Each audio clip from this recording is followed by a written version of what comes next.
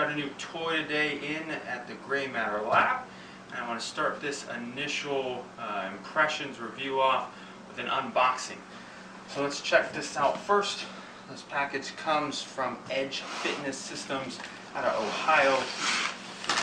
Go ahead and open this up. So I typically cut most manufacturers at least a little bit of slack because, well, FedEx and UPS is not too nice with packaging, but you can see they did a fairly decent job with the staples and stuff. This was a little loose here. We'll see if it impacted anything when we open it up. So here is the bar. So this is a Rickshaw. It's like a trap bar with some legs or some feet and an open front. So we can see right out the gate, I polished most of this off. Everything's intact. That sticker is a little loose. See if we can put it back on or not. It's a little messed up. Yeah, I don't think that's going back on. So that's going to be trash. I may ask Edge for a new sticker, as that pretty much fell off right away. See what they do. The rest of the bar looks really good. So I'll bring it over. So you can see nice rubber end caps here and here to finish off the bar. All this kind of dust wipes off. Screws are nice and tight.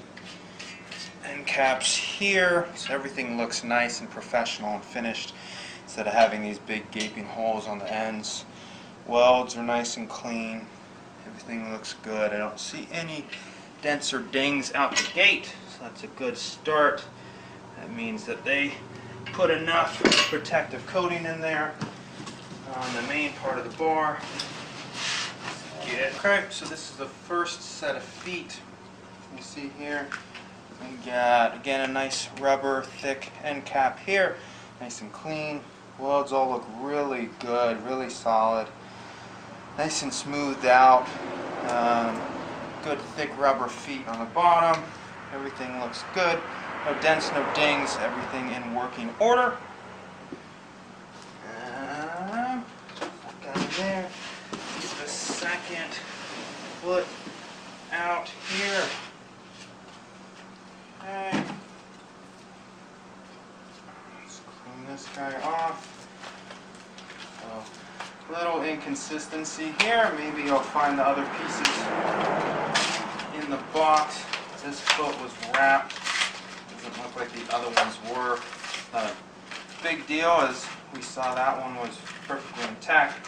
Just a little weird. So we get that guy off of there. All the dust fragments and stuff off. And again, same thing. Nice, good, clean welds, clean everything. So see, everything looks really good right out the gate. So, alright everybody, so the Rickshaw is fully assembled this morning. Just needed a couple of tools to add on the legs here, and I've got my level here to check and make sure we're even. It's always a concern of mine when we're talking about something that's a bolt together of any kind. It's going to end up lopsided. So we'll check it out. We luckily end up nice and even here across the back, and this one should be just a tad skewed. Yep, and same thing here, just a tad skewed. Yep, nothing to be concerned. A little bit of skew is just because my garage is slanted a tad, but otherwise we're looking good. Everything is in good condition, so you can see the general makeup of it. Like I said, it's like a trap bar without the front piece here, but it's got feet. So then that way, let me go grab a plate for you. You can see how it works. That guy set up.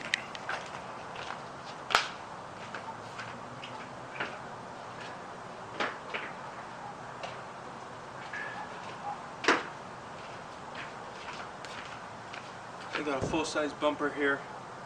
It'll slide on. Let's get this out of the way there.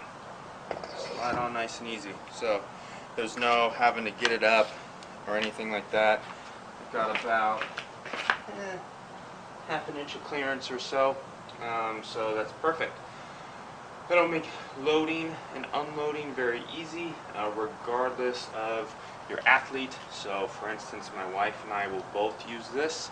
She can use it for deadlifts and weighted carries, regardless of whether she's working up to a couple 100 pounds or maybe 60, 70, 80. The bar itself weighs 50, so it's a pretty decent starting weight.